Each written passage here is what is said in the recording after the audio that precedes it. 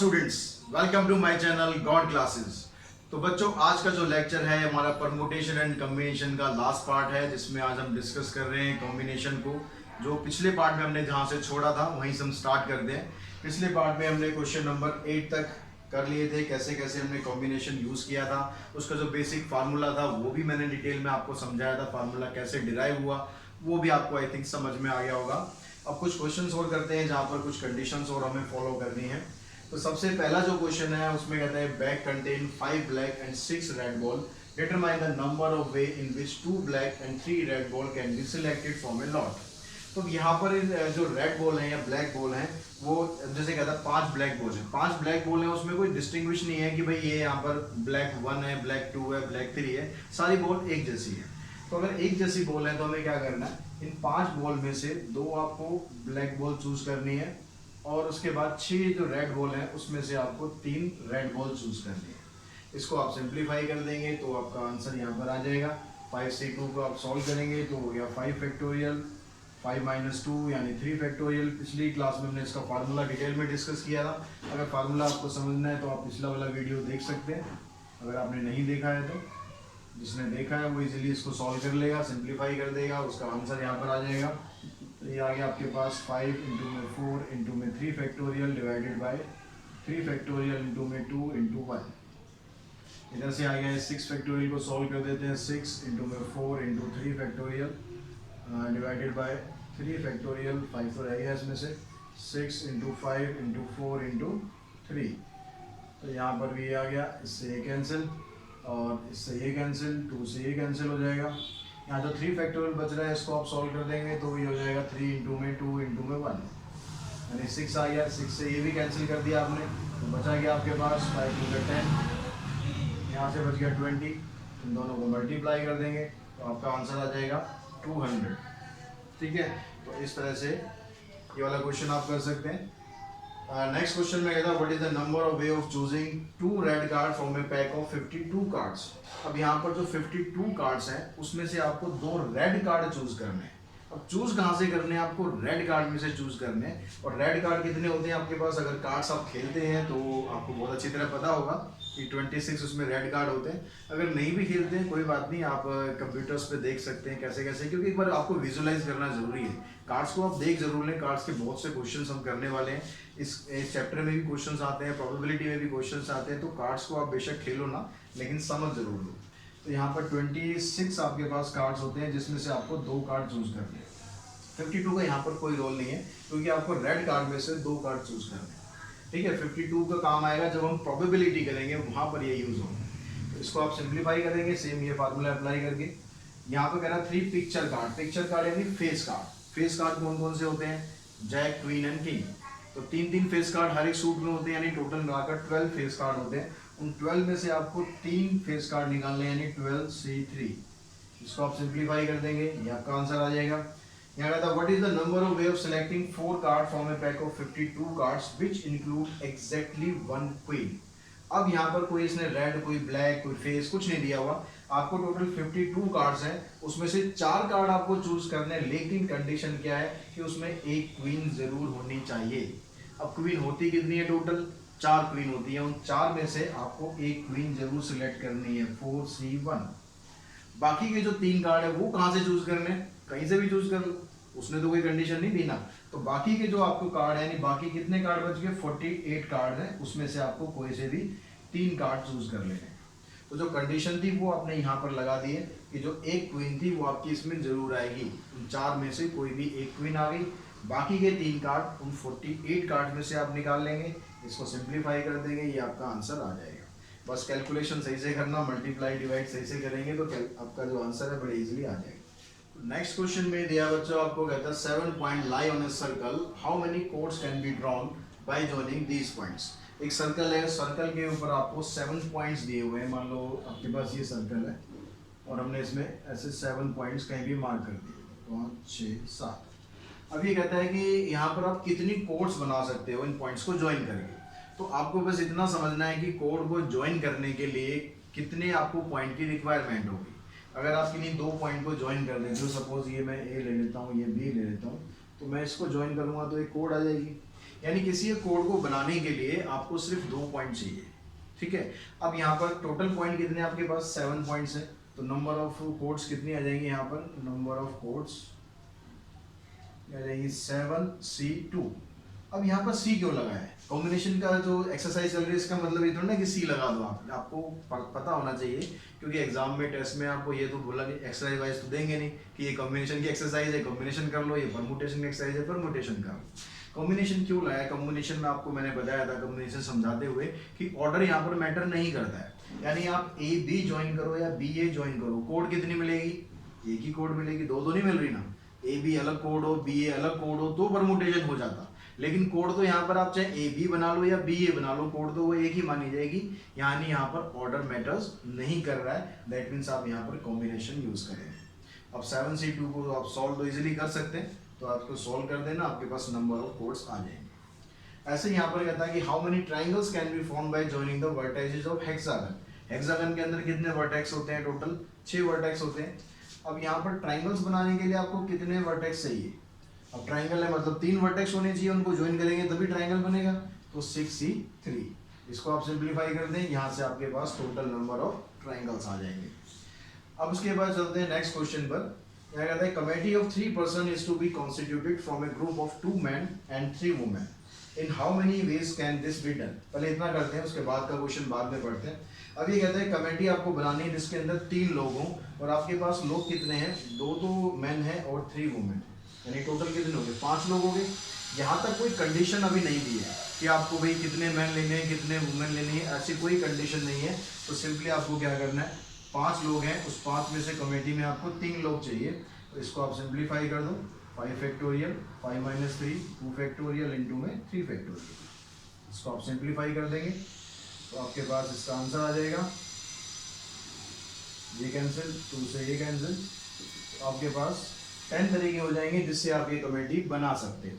लेकिन अगर आपको कंडीशन दे दी, जैसे इसने आगे बोल रहा है, इसको हम सेकंड पार्ट ले लेते हैं कि how many of this committee would consist of 1 man and 2 women. अगर इस कमेटी में 1 मैन हो और 2 वुमेन है तो कितने तरीके से बनेगी। अब यहाँ कंडीशन आपको फॉलो करनी है, एक मैन लेना है, मैन है कितने आपके पास चूज करने के लिए, 2 हैं, तो 2 में से आपको कोई एक लेना है, और इसके अलावा 3 वुमेन थी, 3 वुमेन में से आपको 2 वुमेन लेनी है, तो कितना आ जाएगा यहाँ पर 2C1 को सॉल्व करोगे 2C1 2 हो जाएगा, 3C2 को सॉल्व करोगे 3 आ जाएगा, यानी टोटल 6 वेज होंगे जिससे आप ये कमेटी बना सकते हैं। क्वेश्चन नंबर 13 में दिया हुआ आपको, there are 6 boys and 3 girls in a class, a committee of 5 is to be selected. एक क्लास के अंदर 6 बॉयज हैं 3 गर्ल्स हैं, यानी टोटल कितने स्टूडेंट हो गए, 9 स्टूडेंट हो गए, तो उनसे आपको 5 स्टूडेंट्स की एक कमेटी बनानी है। If there are 3 boys and 2 girls, अब कंडीशन क्या दे दी कि वहां पर 3 बॉयज होने चाहिए और 2 गर्ल्स होनी चाहिए, तो बॉयज को चूज करने के लिए आपके पास कितने बॉयज अवेलेबल हैं, बॉयज अवेलेबल है आपके पास 6, उसमें से कोई से भी 3 चूज कर लो। अब कोई से भी 3 चूज कर लो दैट मीन आप सिलेक्शन कर रहे हो, सिलेक्शन कर रहे हो दैट मीन्स आप कॉम्बिनेशन लगाओगे, तो यहाँ पर 6C3 इनटू, अब 3 गर्ल्स हैं, 3 गर्ल्स में से कोई 2 गर्ल्स आपको चूज करनी है, तो यहाँ पर आ गया 3C2, इसको आप सिंप्लीफाई कर देंगे, इससे ही आपका आंसर आ जाएगा। अब नेक्स्ट में कहता है there is at least 1 girl in the committee, इस कमेटी के अंदर कम से कम 1 गर्ल तो होनी ही चाहिए, तो टोटल जो 5 लोग हैं उन 5 लोगों में से कम 1 गर्ल होनी चाहिए। अब जो ये एटलीस्ट वर्ड दे रहा है इसका मतलब ध्यान से आप समझेंगे, अब ये ऐसा भी हो सकता है कि कमेटी में 1 गर्ल हो, अगर कमेटी में 1 गर्ल है, गर्ल कितनी थी आपके पास 3, उस 3 में से कोई आपने 1 गर्ल चूज कर ली। अब कमेटी में लोग रखने कितने थे, टोटल 5 लोग रखने थे, 5 में से 1 तो आपने गर्ल ले ली, बाकी के 4 कौन लेंगे, बॉयज होंगे। बॉयज के लिए हमारे पास ऑप्शन कितने हैं, 6, तो 6C4 इस तरह आ गया। अब लेकिन कमेटी ऐसे ही तो नहीं बनेगी, और भी तो तरीके हैं जिनसे कमेटी बनेगी। अब और भी तरीके यानी और का मतलब क्या हो गया, अब आप यूज करेंगे इसमें प्लस। सबसे पहले वाली वीडियो पे जाएंगे, स्टार्टिंग वाली वीडियो पे, कि प्लस कहाँ लगेगा, मल्टीप्लाई कहाँ लगेगा। जब तक आपको ये भी काम करना है ये भी काम करना नहीं, एंड यूज करना है, ये भी करना है एंड ये भी करना है, 1 गर्ल भी लेनी है एंड 4 बॉयज भी लेने हैं, तो क्या होता है मल्टीप्लाई। लेकिन जब आपके पास दूसरा केस अराइज हो जाता है कि आप ऐसे भी कर सकते हैं, या तो आप कमेटी ऐसे बना दें या कमेटी ऐसे बना दें, तो या का मतलब बीच में आप लगाएंगे प्लस, 3 गर्ल्स हैं 3 में से 2 गर्ल्स भी आप ले सकते हैं और बाकी 3 बॉयज ले सकते हैं। क्योंकि इसने बोला था एटलीस्ट 1 गर्ल होनी चाहिए, कम से कम एक गर्ल कमेटी में होनी चाहिए। तो आप 2 गर्ल भी रख दो, क्या दिक्कत है। अब यहाँ पर टोटल 3 गर्ल्स हैं, आप तीनों गर्ल्स को ले लो कमेटी में तो भी कोई दिक्कत नहीं है। तो भी यहाँ प्लस आएगा 3C3 इंटू में 6C4 और 2। तो यहाँ पर प्लस क्यों आया, मल्टीप्लाई क्यों आया, ये आप लोगों ने अगर पहला वीडियो देखा होगा तो आपको बिल्कुल क्लियर हो गया, क्रिस्टल क्लियर हो गया होगा कि प्लस कहाँ लगाना है, मल्टीप्लाई कहाँ लगाना है। लेकिन अगर आपने पहला वीडियो नहीं देखा तो यकीन मानिए आपको थोड़ा सा यहाँ परेशानी हो रही होगी। तो मैं ऊपर आई बटन में यहाँ पर लिंक देता हूँ फर्स्ट वीडियो का, वो जाके देखिए और ये और एंड का चक्कर समझिए कि और क्या है एंड क्या है, प्लस कहाँ लगाना है, मल्टीप्लाई कहाँ लगाना है। उल्टा सीधा कर दिया तो आंसर सारा गलत हो जाएगा। तो अब आप इसको भी सिंप्लीफाई करेंगे, इसको भी सिंप्लीफाई करेंगे, इसको भी सिंप्लीफाई करेंगे और सबका टोटल करके लिख देंगे, वो आपका आंसर आ जाएगा। सिंप्लीफाई मैं इसलिए नहीं कर रहा हूँ, बहुत छोटे छोटे क्वेश्चंस हैं, आपको करने में कोई दिक्कत आएगी नहीं। कंसेप्ट मैंने आपको ऑलरेडी बता चुका हूँ। अब यहाँ पर देखो, student has to answer 10 questions, आपको 10 क्वेश्चंस के आंसर देने हैं, चूजिंग एटलीस्ट 4 क्वेश्चन। अब यहाँ भी क्या वर्ड है आपके पास, एटलीस्ट वर्ड आ रहा है, यानी यहाँ भी डिफरेंट डिफरेंट केसेस बन सकते हैं। तो at least 4 questions from each part A and B. If there are 6 question in part A, 7 question in part B. तो पार्ट ए है उसमें 7 क्वेश्चन है, 6 क्वेश्चन है, और पार्ट बी में 7 क्वेश्चन है। अब आप एग्जाम देने बैठे हैं, आपको टोटल मिलाकर 10 क्वेश्चन करने हैं। आपने देखा यार पार्ट ए में 6 क्वेश्चन है, 6 में से मुझे 4 आते हैं या 5 आते हैं या 6 के 6 आते हैं। आपको 4 तो लेने ही लेने, एक पार्ट में से 4 तो लेने ही हैं। ये बोला एटलीस्ट 4 क्वेश्चन, ऐसा नहीं कि 3 यहाँ से ले लिए आपने और बाकी वहाँ से ले लिए, 7 यहाँ से ले लिए, ऐसा नहीं करना। 4 तो आपको कंपल्सरी लेने हैं। तो आपने क्या किया, जो पहला पार्ट है उसमें टोटल 6 क्वेश्चन थे, वहाँ से आपने 4 क्वेश्चन ले लिए। और जो दूसरा वाला पार्ट है वहाँ पर आपने क्या किया, 7 क्वेश्चन थे, बाकी के आपने 6 वहाँ से ले लिए। दोनों में 4-4 की कंडीशन थी, वो तो फुलफिल हो गई।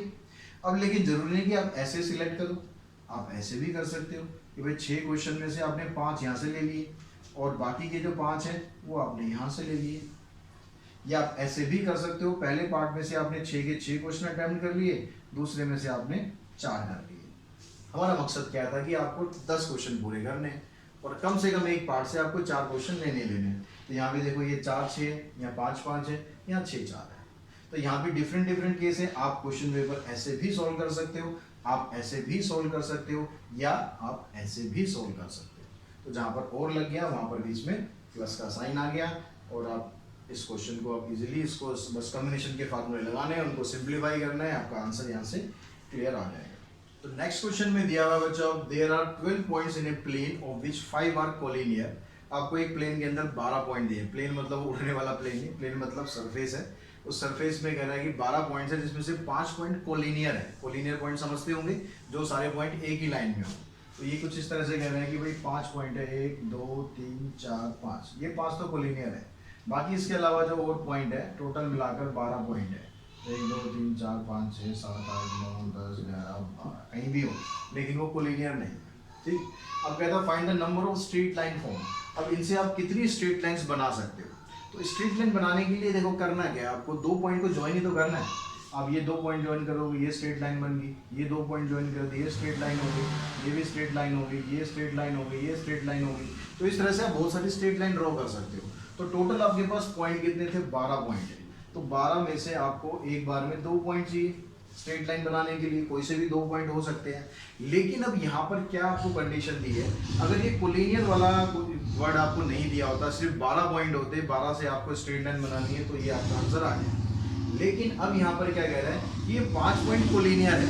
अब इन 5 पॉइंट कोलिनियर को जब आप ज्वाइन करोगे, अगर आप इन दोनों को ज्वाइन करो, या आप इसको इसके साथ करो, या इसको इसके साथ, या इसको इसके साथ, तो इनसे क्या होगा, अलग लाइन नहीं बनेगी, एक ही लाइन बनेगी। तो हम क्या करते हैं, ये जो 5 पॉइंट से लाइन बननी है उसको हम कर देते हैं माइनस, क्योंकि ये पॉइंट कोलिनियर है। तो -5C2। लेकिन माइनस तो कर दिया, ठीक है, लेकिन इनको ज्वाइन करने से एक लाइन तो बन रही है ना। ये जो माइनस कर रहे हैं उसमें से वो लाइन भी खत्म हो रही है। तो हम क्या करते हैं, इसमें एक लाइन हम प्लस कर देते हैं।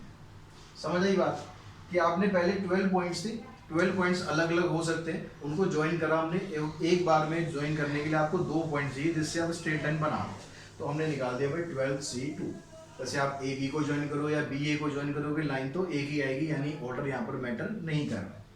फिर उसके बाद क्या किया, जो 5 कोलिनियर पॉइंट से अगर हम उनको ज्वाइन करेंगे तो उनको ज्वाइन करने पर तो लाइन तो एक ही बननी है, तो उसको हमने वहां से हटा दिया।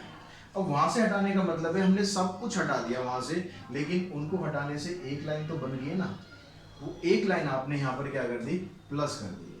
अब इसको आप सिंप्लीफाई कर देंगे, 12c2 को सॉल्व करेंगे तो 12 फैक्टोरियल इंटू में 12 माइनस 2, 10 फैक्टोरियल इंटू में 2 फैक्टोरियल माइनस, इसको सॉल्व करेंगे 5 फैक्टोरियल, 5 माइनस 2 3 फैक्टोरियल इंटू में 2 फैक्टोरियल प्लस 1।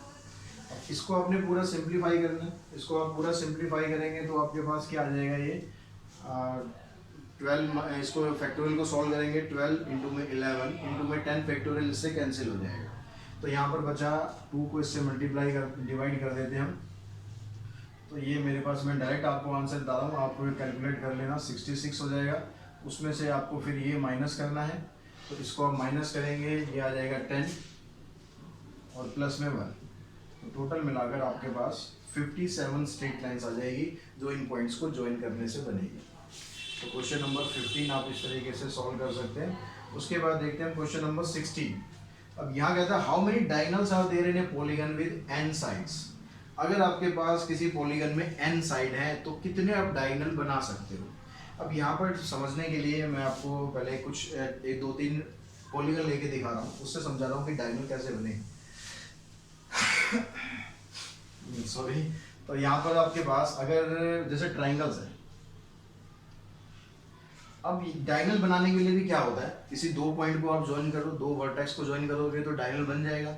लेकिन ट्राइंगल के अंदर तो एक भी डायगोनल नहीं होता है। क्यों नहीं होता है, पॉइंट तो आपके पास 3 है, तो 3 पॉइंट को आपने ज्वाइन किया, 2 पॉइंट को, जिससे आपको एक डायगोनल मिल गया।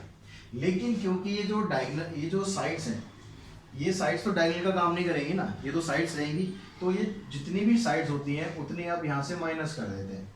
तो 3c2 को सॉल्व करेंगे 3 आएगा, 3 माइनस 3 करेंगे तो 0 आएगा, यानी ट्राइंगल के अंदर एक भी डायगोनल नहीं होता है। क्वाड्रिलेटरल है, उसके अंदर 2 डायगोनल होते हैं, हमें पता है, जो आपको पता है मैं उससे आपको समझा रहा हूँ, ठीक है। क्वाड्रिलेटरल के अंदर 2 डायगोनल होते हैं, साइड कितनी होती है, 4। अगर 4 साइड आपने ली, कैसे भी 4 साइड आपने ले ली, तो यहाँ पर क्या बन जाएगा 4c2 माइनस 4। अब 4c2 को आप सॉल्व करोगे तो ये कितना आ जाएगा, 4 इंटू में 3 12, 12 माइनस 6 आ जाएगा, 6 माइनस 4 2। तो यहाँ पर कितने डायगोनल हो गए आपके, 2 डायगोनल हो गए, एक ऐसे बन गया, एक ऐसे बन गया। तो कुल मिलाकर यहाँ से अब एक फार्मूला मैं आपको समझा रहा हूँ कि नंबर ऑफ डायगोनल कैसे निकालते हैं। नंबर ऑफ डायगोनल निकालने के लिए क्या करना, आपको टोटल जितनी भी साइड है, चाहे 4 साइड है, चाहे 3 साइड है, चाहे 10 है, चाहे 15 है, कितनी भी साइड है, डायगोनल बनाने के लिए आपको 2 पॉइंट ही चाहिए ना, तो NC2, उसमें से आपको क्या करना है, n को माइनस कर देना है। n मतलब जितनी उसकी साइड थी, जैसे यहाँ इसमें क्वाड्रिलेटरल में 4 साइड है, क्योंकि ये साइड जो मिलेंगी ये तो डायगोनल का काम नहीं करेगी ना, ये तो साइड्स हो गई, इसलिए जितनी भी साइड्स होती हैं उनको आप माइनस करो। इसको आप सिंप्लीफाई करोगे तो सिंप्लीफाई करके क्या आ जाएगा, n factorial n minus 2 factorial into में 2 फैक्टोरियल माइनस n। इसको आपने सिंप्लीफाई किया, n फैक्टोरियल को ये हो गया n minus 1 n minus 2 divided by n minus 2 factorial into में 2 फैक्टोरियल माइनस n। ठीक है, बाहर की आवाज़ पे ध्यान मत देना, यहाँ पर मेरी बात पे ध्यान देना। तो यहाँ से आप इसको कैंसिल कर दें, इन दोनों में से n कॉमन निकाल देना, n कॉमन निकल गया तो यहाँ से क्या बचा, n माइनस 1 बच गया, नीचे यहाँ से 2 बच गया, यहाँ से माइनस 1 आ गया। इसको आप एलसीएम लेके सिंप्लीफाई करेंगे तो यहाँ जाएगा n माइनस 3/2, ये आपका आंसर आ जाएगा। अब नेक्स्ट क्वेश्चन पे चलते हैं। यहाँ पर इस क्वेश्चन में कहता है कि how many words can B form out of 5 different consonants. 5 आपके पास डिफरेंट कॉन्सोनेंट्स हैं, 4 डिफरेंट वोवल्स हैं, तो उसमें से आपको 3 कॉन्सोनेंट्स यूज करने हैं और 2 वोवल्स यूज करने हैं, तो कितने वर्ड्स आप बना सकते हो।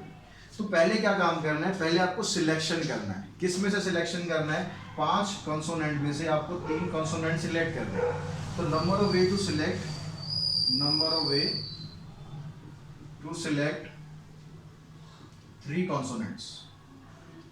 अभी जो कॉन्सोनेंट्स आप सिलेक्ट कर रहे हो, 5 टोटल कॉन्सोनेंट है, उसमें से 3 सिलेक्ट कर रहे हो, ठीक है। अब number of way to select 2 vowels. अब वोवल्स आपके पास चूज करने के लिए कितने, 4 वोवल्स हैं, उसमें से कोई 2 वोवल्स चूज कर रहे हो, 4c2। तो ये तो आ गया आपके पास नंबर ऑफ सिलेक्शन वोवल्स का और कॉन्सोनेंट का। अब टोटल मिलाकर कितने वोवल्स और कॉन्सोनेंट है आपके पास? 3 कॉन्सोनेंट है और 2 वोवल्स है, यानी टोटल मिलाकर 5 अल्फाबेट है।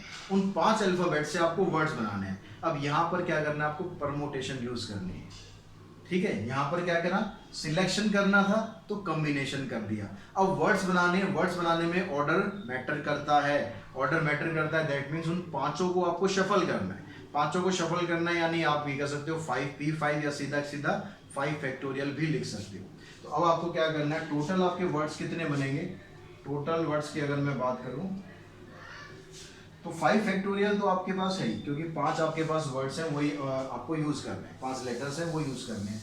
अब उसमें से जो इनका सिलेक्शन निकला था ये भी मल्टीप्लाई करना है और ये भी मल्टीप्लाई करना है, यानी आपको क्या काम करना था?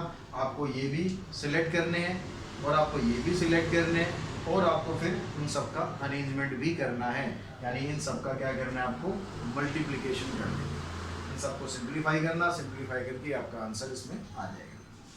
तो नेक्स्ट क्वेश्चन देखते हैं बच्चों। नेक्स्ट क्वेश्चन में कहता है हाउ मेनी वर्ड्स विद और without meaning each consisting of 3 vowels and 2 consonants can be made from the letters of the word involute. ये वर्ड आपको दिया हुआ है यहाँ पर इनवॉल्यूट। अब इसमें से आपको क्या करना है? 3 वोवल्स चूज करना है। अब वोवल्स हैं कितने आपके पास? देखो, एक तो आई हो गया, 1 2 3 4, ये 4 वोवल्स हैं। 4 में से आपको कोई 3 वोवल्स चूज करना है, यानी सिलेक्शन करना है। सिलेक्शन करना है मतलब ये आ गया आपके पास 4C3 इनटू में 2 कॉन्सोनेंट्स, 2 कॉन्सोनेंट लेने हैं। तो बाकी जो कॉन्सोनेंट बच गए आपके पास, कॉन्सोनेंट भी 4 ही बच गए, उन 4 में से कोई 2 कॉन्सोनेंट्स आपको यूज करना है। अब जो लेटर्स हो गए, लेटर्स तो आपके पास वही 5 लेटर हो गए जैसे पिछले क्वेश्चन में आपने करा, तो इनटू में कर देना आपको 5 फैक्टोरियल, इसको सिंप्लीफाई कर देंगे, ये आंसर आ जाएगा। अब नेक्स्ट क्वेश्चन पे देखते हैं। ये वाला क्वेश्चन बड़ा इंटरेस्टिंग है, बड़ा अच्छा क्वेश्चन है। यहाँ कहता है how many 4 letters words can be formed by using the letter of the word ineffective. अब ये इनइफेक्टिव वर्ड है, इसको आपको यूज करना है और 4 लेटर का वर्ड बनाना है। अब यहाँ पर आप देख रहे हो कि मैं इसको कैसे लिख दूँ। आई देखो रिपीट हो रहा है 2 बार, तो मैं रिपीट वाले इकट्ठे कर देता हूँ। ई रिपीट हो रहा है 3 बार और एफ रिपीट हो रहा है 2 बार। इसके अलावा क्या बच गया? एन बच गया, सी बच गया और टी आ गया और वी आ गया। तो 2 3 5 2 7 और 4 11, ये आपके पास ये रिपीट हो रहे हैं 2 बार, ये रिपीट हो रहा है 3 बार, ये रिपीट हो रहा है 2 बार और ये रिपीट हो रहा है, ये रिपीट ही नहीं हो रहा है, ठीक है। एनसीटी भी सारे अलग अलग है। अब यहाँ पर जब आप वर्ड्स बनाओगे तो यहाँ डिफरेंट कंडीशंस आपको पहले फॉलो करनी है। अगर आपको चारों डिफरेंट वर्ड लेने हैं तो क्या करने हैं हम? 4 डिफरेंट लेटर्स, 4 डिफरेंट लेटर्स। अगर 4 डिफरेंट लेटर आप लेते हैं तो सिंपल आप क्या करेंगे? 7p4, इसको सिंप्लीफाई कर देंगे तो 7 फैक्टोरियल, 7 माइनस 4 यानी 3 फैक्टोरियल। तो 7 इंटू में 6 इंटू में 5 इंटू में 4, 3 फैक्टोरियल कैंसिल हो जाएगा। इसको सॉल्व किया आपने तो कितना बन गया? 4 5 20, 2 6 12, 12 7 84, यानी 84। अब लेकिन ऐसा तो नहीं हो सकता ना कि ये सारे के सारे डिफरेंट हैं, क्योंकि कुछ लेटर्स यहाँ रिपीट भी हो रहे हैं। अब लेटर्स जो रिपीट हो रहे हैं उसमें हम क्या करते हैं?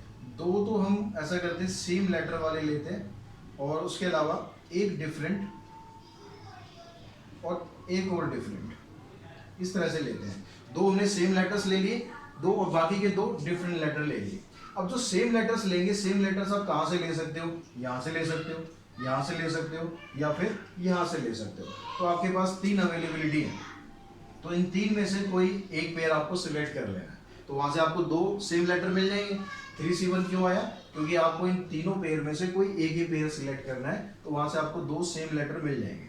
अब जो डिफरेंट लेटर है, डिफरेंट आप कहाँ से ले लोगे? मान लो हमने यहाँ से ये सिलेक्ट कर लिया, अब या तो आप ये लोगे या ये लोगे या ये लोगे या ये लोगे, एक यहाँ से एक यहाँ से, तो टोटल मिलाकर 4 और 2 6 लेटर बन गए। इस 6 में से आपको लेने कितने? सिर्फ 2 लेने हैं, क्योंकि 2 आपने यहाँ से ले लिए, आपने यहाँ पर पेयर लिया है, तो आपने यहाँ पर 6 में से कोई 2 लेटर ले लिए।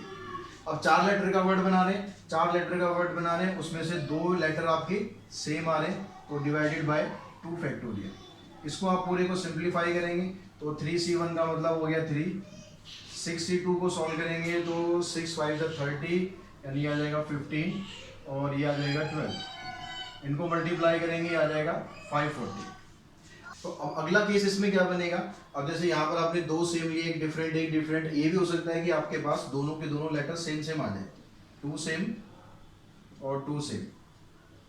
तो उस केस में क्या होगा, यहाँ पर आप देखोगे आपने जो दो सेम लेटर लेने हैं, दो सेम लेटर लेने के लिए आपके पास ये 3 पेयर है, 3 में से कोई से भी 2 पेयर सिलेक्ट कर लो, तो यहाँ पर आ जाएगा 3C2।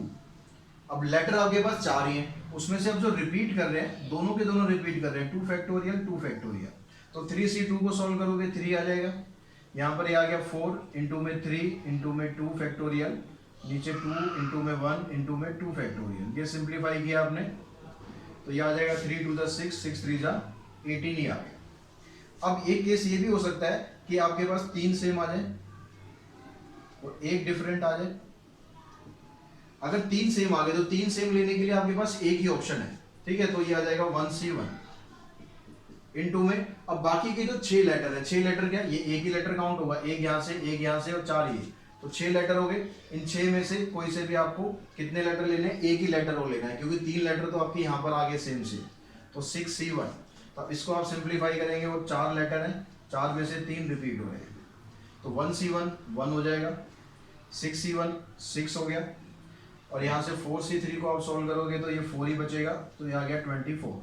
अब इन सबको आप ऐड कर दो, 8 और 4 12, ये आ गया, 4 4 8, 8 और 1 9, 9 और 2 11, 11 और 1 12, बचा 1, 8 और 5 13 प्लस 1 14, तो आपके आप टोटल वर्ड आ गए 1422।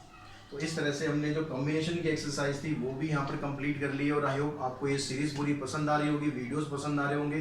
अगर ऐसा है तो आप चैनल को लाइक करें, शेयर करें, साथ ही सब्सक्राइब जरूर करके रखें और बेल आइकन को प्रेस करके रखें। इसी तरह के मैं आपको वीडियोज़ लगातार प्रोवाइड करता रहूँगा। आज की इस वीडियो में इतना ही। Thanks to all of you.